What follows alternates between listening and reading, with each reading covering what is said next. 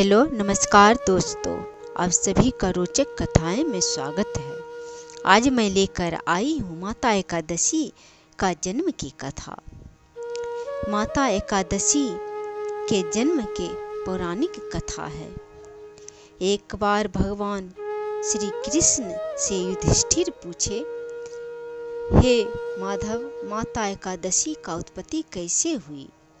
सभी व्रतों में एकादशी का व्रत क्यों सबसे श्रेष्ठ माना गया है?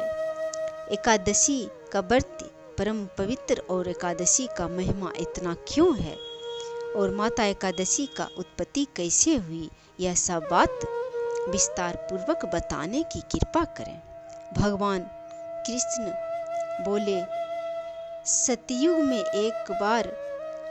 एक बार सतयुग में मुर नाम के एक दानव था जो बड़ा ही भयंकर और दुष्ट था। उसने तीनों लोकों पर विजय प्राप्त किया था और तीनों लोकों को जीत लिया था। सभी देवता को स्वर्ग से निकाल दिया था। वे अग्नि, वरुण, सूर्य, चंद्र, कुबेर, अग्नि सभी का कार्य खुद ही करने लगे। सभी देवता पृथ्वी पर आकर कष्ट भोगने लगे। तब इंद्र सब देवता को लेकर ब्रह्मा जी के पास गए। ब्रह्मा जी सभी देवता को लेकर भगवान शंकर के पास गए। भगवान शंकर बोले, हे इंद्र, तुम जाकर भगवान विष्णु जनार्दन के पास जाओ और सब कष्ट कथा का सुनाओ। वही भगवान मधुसूदन तुम्हारा कष्ट दूर करेंगे और इन दैत्यों का संहार करेंगे। भगवान इंद्र सभी देवता को लेकर भगवान विष्णु के पास जाकर स्तुति करने लगे। भगवान शेष शय्या पर सो रहे थे।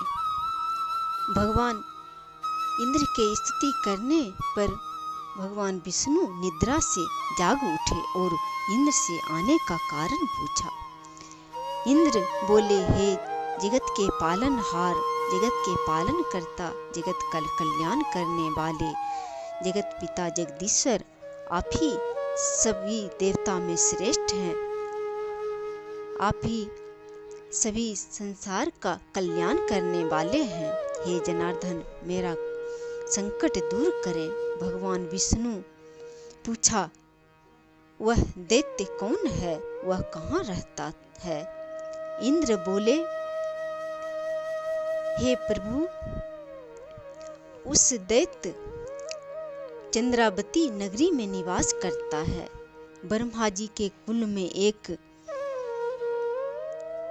कालजम्ब दैत्य के पुत्र मुर ने सारा संसार में उत्पत्ति मचा रहा है। तीनों लोक से सभी देवी देवता को स्वर्ग से निकाल दिया है।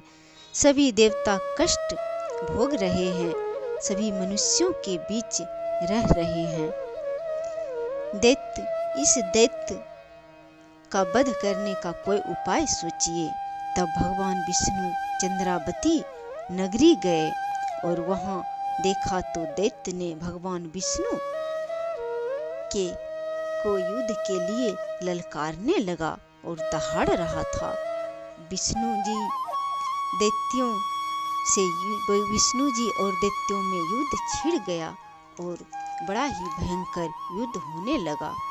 भगवान विष्णु अपना सुदर्शन चक्र से दैत्य सैनिकों का संहार कर डाला। क्षण भर में वे दैत्य सैनिक सब को मौत का घाट उतार दिए और सभी को मार डाला, सबका वध कर डाले। सभी बड़े पराक्रम वाले दैत्यों को मौत का घाट उतार दिए।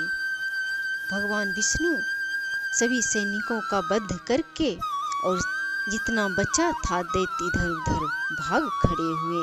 भगवान विष्णु सबका वध करके हेमवती गुफा में जाकर विश्राम करने लगे। वह गुफा 12 योजन में फैला था। वहां से भगवान विष्णु जाकर विश्राम करने लगे। वह दैत्य मुर ने भगवान विष्णु को ढूंढता हुआ वही गुफा में प्रवेश कर गए। जब भगवान विष्णु को योग निद्रा में देखा तो भगवान विष्णु का वध करने का उद्योग करने लगे। तभी माता एकादशी भगवान विष्णु के हृदय से प्रकट हो गए और माता के हाथों में अनेक प्रकार के अस्त्र शस्त्र से सुशोभित थे। माता और दैत्य में युद्ध छिड़ गया और माता ने दैत्य को युद्ध के लिए ललकारा।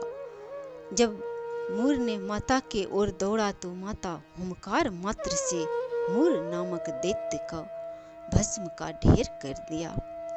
जब मूर का दैत्य का वध हो गया और भस्म हो गया तब भगवान विष्णु योग निद्रा से जाग उठे और पूछने लगे, हे कल्याणी, इस दैत्य का वध किसने किया?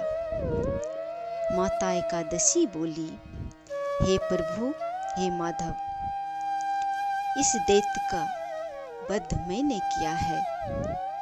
भगवान विष्णु अत्यंत प्रसन्न हुए। सभी देवता प्रसन्न हो गए। भगवान विष्णु बोले, हे कल्याणी, तुम जो भी वर मांगोगे मैं उसे जरूर दूंगा और संसार में दुर्लभ से दुर्लभ वर तुम्हें प्रदान करूंगा।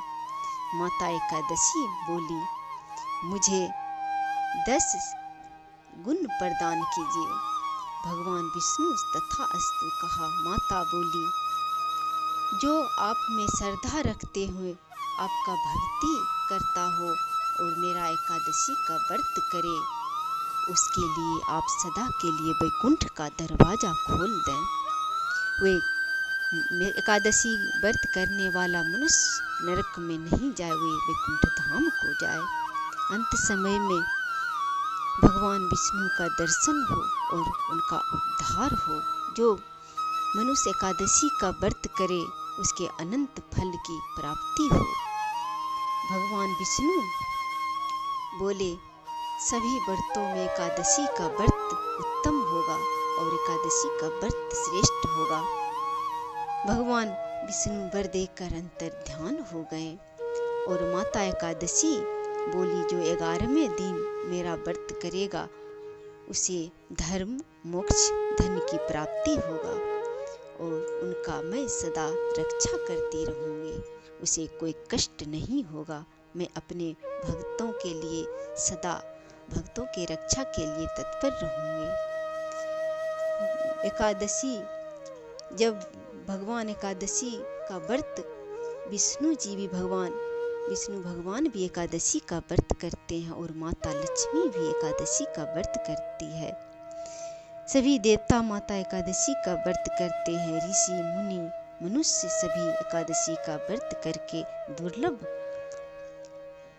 लोक को प्राप्त करते हैं। सभी को एकादशी का व्रत करना चाहिए। एकादशी के दिन अन्न नहीं खाना चाहिए। एकादशी के व्रत करने से मनुष्य मोक्ष को प्राप्त होते हैं और वैकुंठ धाम को प्राप्त होते हैं। उत्पन्ना एकादशी के दिन माता एकादशी का उत्पत्ति हुई थी, जो अघन के कृष्ण पक्ष में एक उत्पन्ना एकादशी होता है। वही एकादशी के दिन माता एकादशी उत्पन्न हुई थी, माता प्रकट हुई थी, इसलिए उत्पन्ना एकादशी नाम पड़ा। सभी को एकादशी का व्रत जरूर करना चाहिए। यह कथा अच्छा लगा हो तो कमेंट बॉक्स में जरूर लिखें, लाइक और शेयर करें। जय श्री हरि।